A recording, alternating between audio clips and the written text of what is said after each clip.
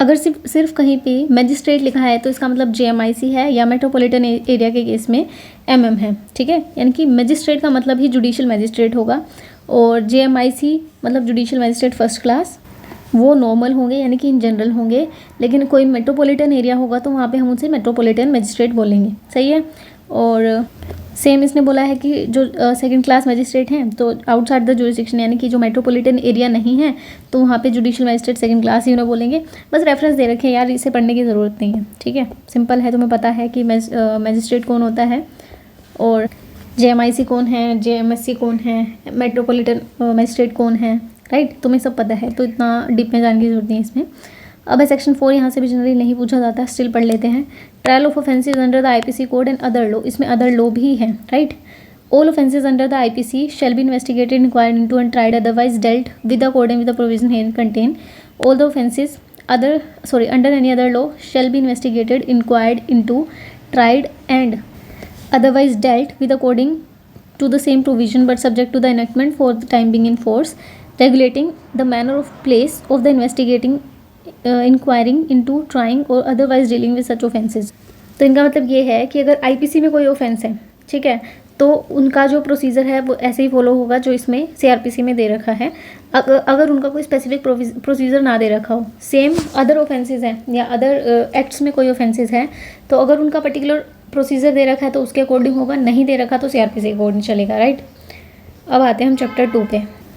तो कोई ऑफेंस होगा तो सबसे पहले हम क्या बनाएंगे, एक क्रिमिनल कोड बनाएंगे, ठीक है। तो जो सेकंड चैप्टर है वो क्रिमिनल कोड ही बना रहे हैं। अब देखते हैं कौन कौन आता है क्रिमिनल कोड में। क्लासेस ऑफ क्रिमिनल कोड अगर पूछा जाए तो हाई कोर्ट, ठीक है। अभी कह रहे हैं beside the high court and the code constituted under any law other than this code, ठीक है। तो in every state the following cases classes of the criminal codes name, कौन कौन से होंगे। पहला है हमारा कोर्ट ऑफ सेशन, उसके नीचे है JMIC और उसके साथ में ही है मेट्रोपॉलिटन मैजिस्ट्रेट। फिर आता है हमारा सेकंड क्लास और उसके बाद आता है एग्जीक्यूटिव मैजिस्ट्रेट, राइट। अब ये कन्फ्यूज़न होती है कि CRPC में यार एग्जीक्यूटिव मैजिस्ट्रेट क्यों दे दिए, क्योंकि मैंने आपको क्या बताया था, जो प्रिवेंटिव एक्शन वाला था ना, प्रिवेंटिव एक्शन वाला, तो यहाँ पे काम किसका होता है, या तो एग्जीक्यूटिव मैजिस्ट्रेट का होता है या पुलिस का होता है, इसलिए एग्जीक्यूटिव मैजिस्ट्रेट को यहाँ पे डाला गया है तो ये भी क्रिमिनल कोर्ट ही, बट ये एडमिनिस्ट्रेशन से रिलेटेड काम करेगा, जुडिशरी से रिलेटेड कोई काम नहीं होगा इनका, राइट। तो RRQ भी देख लेते हैं एक बारी। सबसे ऊपर होता है हमारे हाई कोर्ट, ठीक है, उसके नीचे है कोर्ट ऑफ सेशन। अब कोर्ट ऑफ सेशन के साथ में ही, इनके साथ ही सिमिलर पावर होती है किसकी, एडिशनल सेशन जज की, सही है।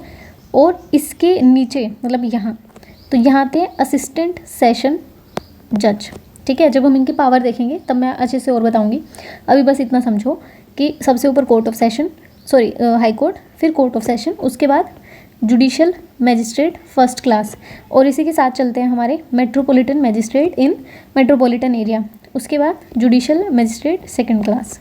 जो एग्जीक्यूटिव मैजिस्ट्रेट हैं वो इस RRQ में फॉल नहीं करते, ठीक है। उनका साइमल्टेनियस अदर काम होता है जो एडमिनिस्ट्रेशन का होता है। दोबारा देख लें, हाई कोर्ट होता है, हाई कोर्ट के नीचे कोर्ट ऑफ सेशन होता है, इसके नीचे नहीं, इसके नीचे बीच में रह गया अपना CJM, ठीक है। मतलब होता वो JMIC हैं, पर एक को किसी को CJM बना दिया जाता है इन्हीं JMICs में से, ठीक है। तो इसे वैसे मैंने अलग इसलिए नहीं लिखा क्योंकि यहाँ पे था नहीं, इन्हीं में से क्योंकि इन्हें बनाया जाता है, पर स्टिल क्योंकि RRQ लिख रहे थे तो मैंने अच्छे से बता दिया, ठीक है। तो हाई कोर्ट, सेशन कोर्ट, ठीक है, और इसमें एडिशनल, इसके नीचे असिस्टेंट, फिर CJM, फिर JMIC, फिर JMSC, सही है। ये वैसे बहुत ऐसे लग रहा है ना कि कुछ नहीं है, पर जब हम कॉलेज में थे तो हमें अच्छे से समझ ही नहीं आया था, हमेशा कन्फ्यूज़न रहती थी, बट धीरे धीरे सीख गए थे, समझ गए थे। अब है हमारा टेरिटोरियल डिविजन्स।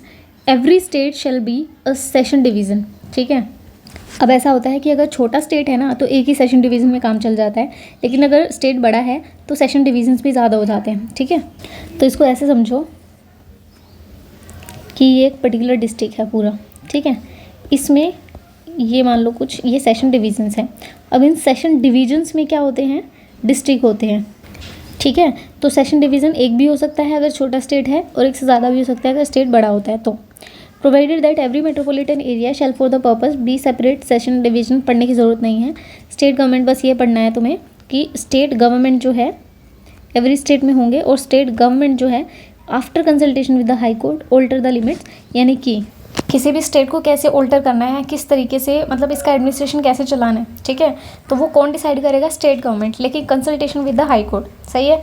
तो मान लो, अच्छा मैंने एक चीज़ और नहीं बताई आपको कि जैसे हमने क्या किया है, हमने क्या किया था, ये पूरा क्या है, बड़ा करते हैं, ये पूरा क्या है, डिस्ट्रिक्ट है, ठीक है, इसमें ये सब डिवीज़न आ गए, एक सब डिवीज़न में अलग अलग डिस्ट्रिक्ट आ गए, ठीक है।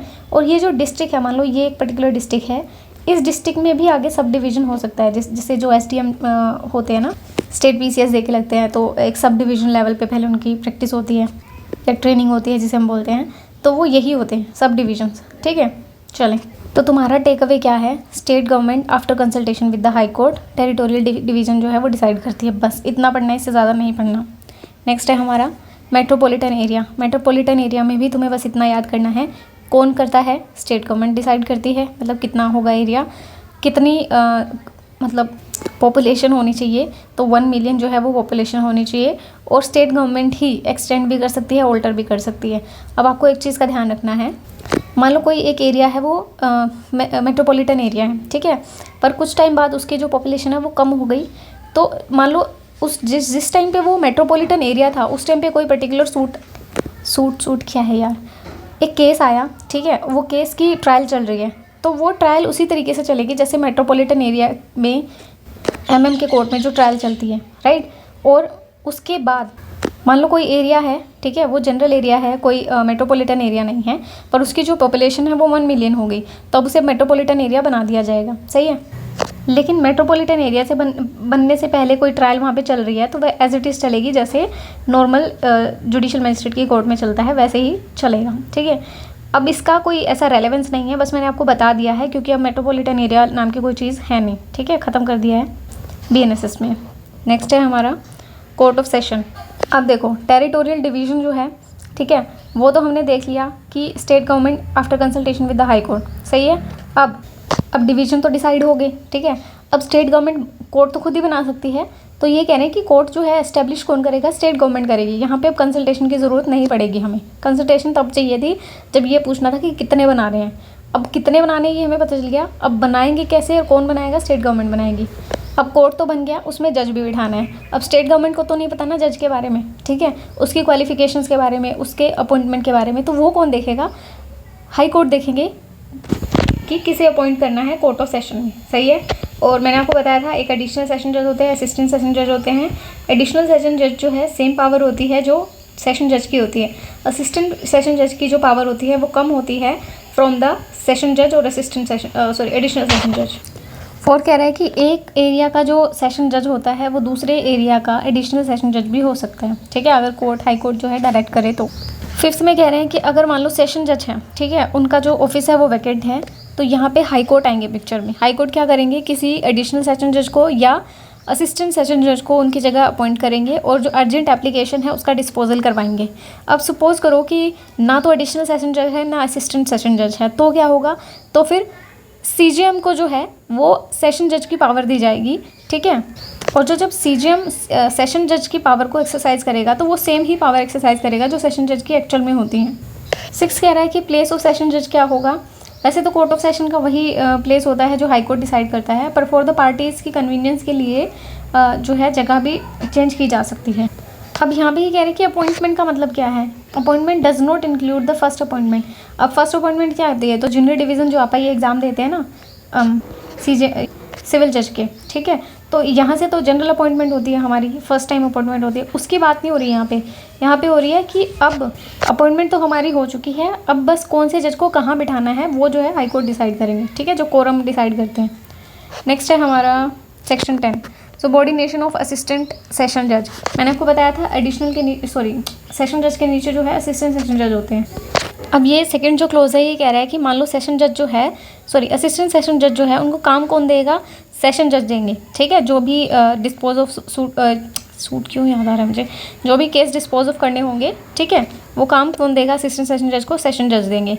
थर्ड ये कह रहा है कि अगर सेशन जज जो है एब्सेंट है तो अपनी एब्सेंस के चलते जो स्पीडी डिस्पोजल होगा केसेस का वो एडिशनल सेशन जज या असिस्टेंट सेशन जज को देकर चले जाएंगे। अगर वो भी नहीं होते हैं तो सीजीएम को देकर चले जाएंगे। अब इसमें वो आ गया, इनकन्सिस्टेंसी आ गई कि ऊपर तो हमने हाई कोर्ट की बात की थी, हाई कोर्ट जो है वो डिसाइड करेंगे, यहाँ पे हम कह रहे हैं कि सेशन जज डिसाइड करेंगे। तो इसमें ऐसा है कि अगर सेशन जज करके चले जाते हैं तो सेशन जज का ही चलता रहेगा, ठीक है। अगर कोई नहीं प्रेजेंट है और उन्हें भी इमरजेंसी में जाना है तो वहाँ पे फिर हाई कोर्ट जो है वो डिसाइड कर देंगे। नेक्स्ट है हमारा कोर्ट ऑफ जुडिशियल मैजिस्ट्रेट। अब फर्स्ट इसमें कह रहा है कि हर एक डिस्ट्रिक्ट में जितने भी मतलब कोर्ट जो है इस्टेब्लिश किए जा सकते हैं जेएमआईसी के और जेएमएससी के, ठीक है, bye the state government after the consultation with the high court. ऊपर भी हमने यही किया था। कितने करने हैं कौन बताएगा? हाई कोर्ट बताएगा, स्टेट गवर्नमेंट जो है वो करेंगे इन consultation with the high court, ठीक है। जब हमने सेशन डिवीज़न की बात की थी, यहाँ पे भी डिस्ट्रिक्ट लेवल पे भी जितने भी कोर्ट्स बनेंगे तो कौन बताएगा कितने कोर्ट्स बनेंगे? हाई कोर्ट बताएगा। किसे? स्टेट गवर्नमेंट को। बनवाएगा कौन? स्टेट गवर्नमेंट ही बनवाएंगे। प्रोवाइजो कह रहा है कि स्पेशल कोर्ट्स भी बनाए जा सकते हैं कुछ स्पेशल केसेस के लिए या पर्टिकुलर केसेस के लिए, ठीक है। अब प्रिजाइडिंग ऑफिसर जो है कौन अपॉइंट करेगा? हाई कोर्ट अपॉइंट करेगा। उसके बाद आते हैं हम 12 पे, chief judicial magistrate and additional CGM, यानी कि सीजीएम और एडीसीजीएम। तो अगेन कौन अपॉइंटमेंट करेगा? हाई कोर्ट अपॉइंट करेगा। अब सीजीएम होगा कौन? मैंने आपको बताया था कि ये होते तो जेएमआईसी है, फर्स्ट क्लास ही होते हैं, पर उनमें से किसी एक को जो है वो सीजीएम बना दिया जाता है, बस यही लिखा है इसमें भी। अब थर्ड का एक क्लोज कह रहा है कि किसी भी एक जुडिशियल मैजिस्ट्रेट फर्स्ट क्लास को सब डिविजनल लेवल पे भी जुडिशियल मैजिस्ट्रेट बनाया जाता है। हमने बात की थी ना डिस्ट्रिक्ट को सब डिविजन्स में डिवाइड कर देंगे, तो उसमें भी अगर जुडिशियल मैजिस्ट्रेट की कोर्ट है तो वहाँ पे भी जेएमआईसी को भी बिठाया जाएगा। नेक्स्ट है हमारा special judicial magistrate. High court जो है if requested by the central और स्टेट गवर्नमेंट, तो यहाँ पे देखो सेंट्रल गवर्नमेंट का भी रोल आ गया स्पेशल के केस में। सो टू डू, देखो सिंपल सी बात है, जुडिशियल मैजिस्ट्रेट फर्स्ट क्लास और सेकंड क्लास को स्पेशल जज बना दिया जाता है बाय द हाई कोर्ट, ठीक है। लेकिन इसमें भी कंडीशन है जो प्रोवाइजो में हमें दे रखी है, ये लिखा हुआ, no such power shall be conferred on a person unless he possesses such qualification or experience in relation to the legal affair at to the state high court may by rule specify. यानी कि वो जो जज है उनके पास कोई special या particular qualification होनी चाहिए उन पर्टिकुलर केसेस के लिए, राइट। जैसे कि कोई बॉक्सर से रिलेटेड केस है तो उनके पास है ना सेंसिटाइज होने चाहिए वो उस मैटर के रिलेटेड। अब यहाँ पे जो आपको याद रखना है, उनकी जो अपॉइंटमेंट होगी कितने टर्म के लिए होगी? फॉर नॉट एक्सीडिंग 1 ईयर, ठीक है। ये इंपॉर्टेंट है, आपको जो याद रखना है 1 साल के लिए। High court may power special judicial magistrate to exercise the power of the metropolitan magistrate in relation to the metropolitan area outside is local jurisdiction, सही है। तो मेन चीज़ आपको ये 1 ईयर याद रखना है कि स्पेशल ये प्री में पूछा गया है।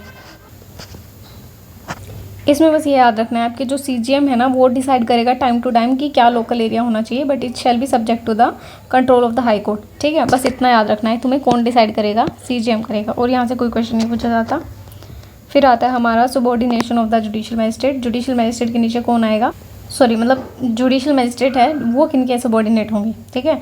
तो सेक्शन 15 उसी की बात करता है कि जो भी सीजीएम है वो किसके सबॉर्डिनेट होगा? सेशन जज के सबॉर्डिनेट होगा।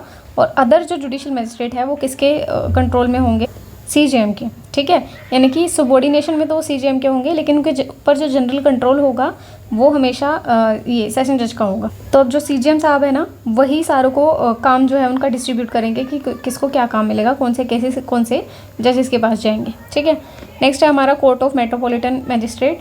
इसमें बस आपको सारा सेम होता है, बस इसमें ये याद रखना है कि इनकी जो अपॉइंटमेंट होगी वो मतलब मेट्रोपॉलिटन एरिया में होगी। अब इसका कोई रूल ऐसा है नहीं, तो ये इसमें पूछे जाने की पॉसिबिलिटी भी 0 है। अब आता है हमारा चीफ मेट्रोपॉलिटन छोड़ दो, स्पेशल मेट्रोपॉलिटन छोड़ दो, subordination of the metropolitan magistrate छोड़ दो, सेम ही है सारा, एग्जैक्ट रेप्लिका है, बस मैजिस्ट्रेट की जगह मेट्रोपॉलिटन मैजिस्ट्रेट लिखना है। नेक्स्ट है हमारा एग्जीक्यूटिव मैजिस्ट्रेट।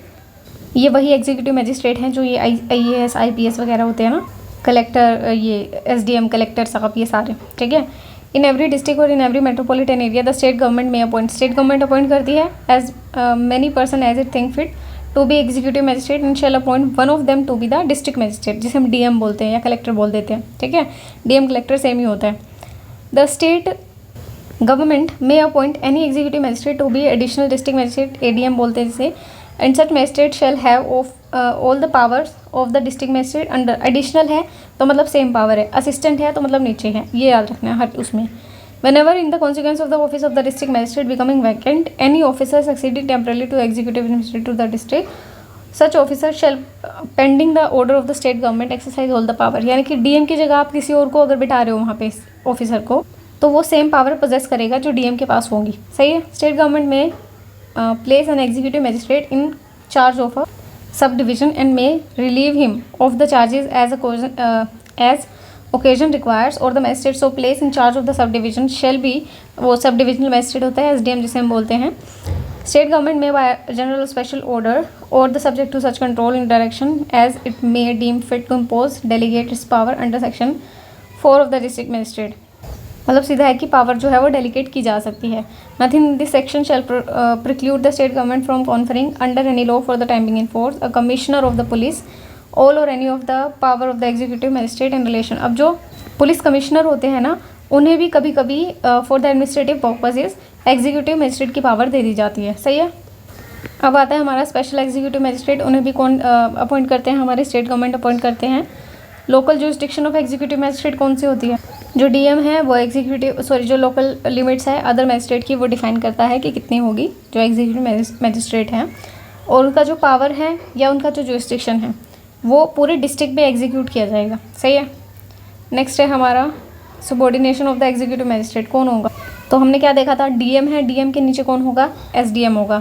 ठीक है। डीएम क्या होता है? डिस्ट्रिक्ट मजिस्ट्रेट, और डिस्ट्रिक्ट को फिर छोटे पार्ट्स में डिवाइड करके हमने क्या बनाया था? Sub division. तो एसडीएम क्या होगा? Sub divisional magistrate. ठीक है। हमने क्या किया था, अरे यार ये स्टेट था, ठीक है, ये डिवीजन थे, इसमें ये छोटे छोटे हमारे डिस्ट्रिक्ट थे। तो ये डिस्ट्रिक्ट है, इसमें कौन है? डीएम। ठीक है, डिस्ट्रिक्ट मजिस्ट्रेट। और इन डिस्ट्रिक्ट्स को फिर हमने तोड़ के क्या बनाया था? Sub division. तो यहाँ पे क्या है? Sub divisional magistrate. फिर आगे है the district magistrate may from time to time make rules or give special orders consistent with this code as to the distribution of the business among the executive magistrate subordinate to him and as the allocation of the business. सीधा है कि जो DM है वो allocate करेंगे सारों को businesses अपने अपने, जो जितने भी मजिस्ट्रेट है सबको हम एग्जीक्यूटिव मजिस्ट्रेट ही बोलते हैं, बन के नाम चेंज हो जाते हैं। ठीक है। एसडीएम सब डिवीजन लेवल पे होंगे, जिनकी जो अपॉइंटमेंट होती है वो स्टेट पीसीएस से होती है, और जो ये यूपीएससी देते हैं वो डीएम बनते हैं, बट उससे पहले उनकी जो ट्रेनिंग चलती है वो एज एन एसडीएम चलती है। होप आपको समझ आ गया कि क्रिमिनल कोर्ट किस तरीके से बनाए जाते हैं, एग्जीक्यूटिव भी और जुडिशल भी। ठीक है। उसके बाद आते हैं हमारे पीपी साहब, क्योंकि केस जो है पीपी ओपन करेंगे। ठीक है। तो क्या कह रही है? For every high court the central government or the state government shall after consultation with the high court appoint the public prosecutor, PP appoint करेंगे, and may also appoint one or more additional PP for the conducting in such court any prosecution appeal or other proceeding on the behalf of central government state government as the case may be. ठीक है। तो जो PP है वो किसके behalf पे case लड़ते हैं? हमेशा स्टेट गवर्नमेंट या सेंट्रल गवर्नमेंट के बिहाफ पे। ठीक। नेक्स्ट है central government may appoint one or more public prosecutor for the purpose of conducting any cases or classes of cases in any district or local areas. हर district के लिए एक PP होता है और एडिशनल पीपीज भी होते हैं। ठीक है। एक पीपी जो है एक स्टेट का पब्लिक प्रोसिक्यूटर हो सकता है और दूसरे स्टेट का दूसरे डिस्ट्रिक्ट का पब्लिक एडिशनल पब्लिक प्रोसिक्यूटर हो सकते हैं। उसके अलावा जो पीपी है उनकी जो अपॉइंटमेंट है वो दो तरीके से होती है। पहला कौन सा तरीका है? जो डिस्ट्रिक्ट मजिस्ट्रेट है, जो डीएम है, एग्जीक्यूटिव मजिस्ट्रेट, उनकी हम बात कर रहे हैं। In consultation with the session जज prepare a panel of name, कुछ नाम्स के मतलब पैनल ऑफ नेम्स जो है वो बनाएंगे, यानी कि एक लिस्ट बनाएंगे नामों की, who are in opinion of the court to, मतलब जो डीएम है उनके ओपिनियन में fit to be appointed as a public prosecutor और एडिशनल पब्लिक। उनकी एक लिस्ट बनाएंगे। कौन बनाएंगे? डीएम बनाएंगे। ये क्वेश्चन प्री में पूछा जाता है। ठीक है। ये वाला no person shall be appointed by the state government as the public prosecutor और additional public prosecutor for the district unless his name appears in the panel of the name prepared by the DM. ठीक है। उन्हीं panel के नाम्स में से names में से public prosecutor additional public prosecutor जो है वो अपॉइंट किए जाते हैं। फिर आता है हमारा notwithstanding anything contain in subsection 5 where in the state there exist a regular cadre of the prosecuting officer. अगर एक पब्लिक प्रोसिक्यूटर का पर्टिकुलर कैडर है, ठीक है, डिसाइडेड है, तो स्टेट गवर्नमेंट उसी में से अपॉइंट करेंगी, राइट। लेकिन अगर फिर भी उस कैडर में कोई ऐसा सुटेबल नाम नहीं है या गवर्नमेंट को ऐसा लगता नहीं है कि इनमें से किसी को पब्लिक प्रोसिक्यूटर बनाया जा सकता है, तो डिस्ट्रिक्ट मजिस्ट्रेट को बोला जाएगा, एक पैनल फिर से तैयार किया जाएगा। ठीक है। अब यहाँ पे इस रेगुलर कैडर का मतलब क्या है, यानी कि देखो ऐसे लिस्ट नहीं प्रिपेयर की जा सकती कि जैसे जो असिस्टेंट पब्लिक प्रोसिक्यूटर है उनमें से कौन जो है आगे पीपी बनेगा, ठीक है, जिसकी पूरी एक्सपीरियंस है, ठीक है, और उनको प्रमोट करना है, तो उस वही रेगुलर कैडर है, उसी में से नाम जो है पिक किए जाते हैं by the state government to be appointed as a public prosecutor. A person shall be eligible to be appointed public prosecutor additional. अब ये इंपॉर्टेंट है आपको, ठीक है, कि उसकी जो प्रैक्टिस है वो 7 साल या उससे ज़्यादा होनी चाहिए, 7 साल से कम उसकी प्रैक्टिस नहीं होनी चाहिए, नंबर 1। नेक्स्ट है हमारा central government or the state government may appoint from the for the purpose of any case or the case classes of case a person who has been in practice as an advocate not less than 10 years as a special public prosecutor. तो आपको याद रखना है, अगर public prosecutor है तो 7 साल की प्रैक्टिस, स्पेशल पब्लिक प्रोसिक्यूटर है तो 10 साल की प्रैक्टिस। अब इसमें ये दे रखा है कि प्रैक्टिस में क्या इंक्लूड होगा, कि उसने एज असिस्टेंट पब्लिक प्रोसिक्यूटर या एडिशनल पब्लिक प्रोसिक्यूटर उसने प्रैक्टिस की होगी, तो वो उसमें जो एक्सपीरियंस है उसमें काउंट हो जाएगा, सही है। अब है हमारा असिस्टेंट पब्लिक प्रोसिक्यूटर APP, जिसके एग्जाम्स होते हैं, जो एग्जाम्स आप दे के आते हैं, ठीक है। State government shall appoint in every district 1 or more assistant public prosecutor for conducting the prosecution in the court. Appoint करती है कौन, स्टेट गवर्नमेंट करती है एग्जाम्स के थ्रू, right. Central government may appoint 1 or more assistant public prosecutor for the purpose of conducting any case or classes of cases in the court of magistrates. Central government भी कर सकती है, मतलब state government भी कर सकती है। Save as otherwise provided in subsection 3, किसी भी पुलिस ऑफिसर को असिस्टेंट पब्लिक प्रोसिक्यूटर नहीं बनाया जा सकता या अपॉइंट नहीं किया जा सकता। Where no assistant public prosecutor is available for the purpose of any particular case, the district magistrate may appoint any other person to be assistant public prosecutor in charge of that case। किसी भी बंदे को बनाया जा सकता है, दूसरे person को, provided that the police officer shall not be so appointed if he has taken any part। अच्छा, अब ये कह रहे हैं ना ऊपर की पब्लिक प्रोसिक्यूटर हम पुलिस ऑफिसर को नहीं बना सकते, ठीक है, तो किन से कहीं पे बनाना भी पड़ जाए, क्योंकि एनी अदर पर्सन दे दिया ना तो कोई भी हो सकता है, मान लो कोई पुलिस ऑफिसर है उसे बनाना पड़ गया, तो उस केस में भी ऐसा कोई पुलिस ऑफिसर नहीं होना चाहिए जिसने उस सेम अक्यूज्ड की इन्वेस्टिगेशन में पार्ट किया हो या जो इंस्पेक्टर रैंक के नीचे का हो। तो यहाँ से हमारे पॉसिबल क्वेश्चंस बनते हैं प्रीलिम्स के लिए कि अगर पुलिस ऑफिसर को असिस्टेंट पब्लिक प्रोसिक्यूटर बनाया जाए तो कौन कौन सी क्वालिफिकेशन होनी चाहिए। Number 1, he shouldn't have taken part in the investigation of that accused, and second क्या है, he should not be below the rank of inspector, ठीक है। तो ये हमारा ख़त्म। अब एक चीज़ है डायरेक्टरेट ऑफ द प्रोसिक्यूशन, इसमें जो मेन चीज़ आपको याद रखनी है कि इसकी प्रैक्टिस कितनी होनी चाहिए। डायरेक्टरेट बनने के लिए कम से कम 10 साल की प्रैक्टिस होनी चाहिए, बस आपको ये याद रखना है, यहाँ से ज़्यादा क्वेश्चन नहीं बनते हो। और एस्टेब्लिश कौन करता है, स्टेट गवर्नमेंट करती है, बस, ठीक है। आज के लिए इतना ही, कल जो है हम देखेंगे, एक सेकेंड, ठीक है, कल हम देखेंगे चैप्टर 3 जो पावर ऑफ कोर्ट्स के बारे में बताता है, फिर हम अपना प्रोसीजर शुरू कर देंगे, सही है।